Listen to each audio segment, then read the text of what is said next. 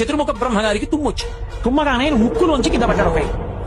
ఆయన ముక్కులోంచి కింద పడ్డవాడు చిన్నవాడు కింద పడ్డాడు.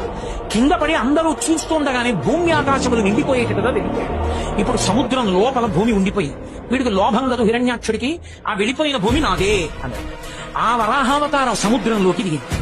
వెంటనే ఆయన ముట్టితో తడిమి పాతాళంతో కలిసిపోయి ఉన్నటువంటి భూమిని పైకెత్తి తన దంస్ట్ర మీద నిలబెట్టాడు. దాని మధ్య భయంకరమైనటువంటి యుద్ధం జరిగింది. వాడు భయంకరమైన మాయ కల్పించి భూత ప్రేత పిశాచాల్ని ఎముకల్ని వర్షం కల్పించాడు. సుదర్శన చక్రంతో కొట్టేశాడు. కానీ యుద్ధం చేస్తుంటే బ్రహ్మాది దేవతలు అన్నారు, చీకటి పడితే వాళ్ళ శక్తి పెరుగుతుంది కాబట్టి మహానుభావ సంహారం చేయమన్నారు. ఆదివరాహమూర్తి గూప మీద ఓ లెంపకాయ కొట్టాడు. హిరణ్యాక్షుడు అంతే వెంట కింద పడిపోయి నాసికారంధ్రముల వెంట కర్ణరంధ్రముల వెంట నెత్తులు కారిపోతుండగా హిరణ్యాక్షుణ్ణి తన 2 కోరలతో నొక్కి పట్టి సంహరించాడు.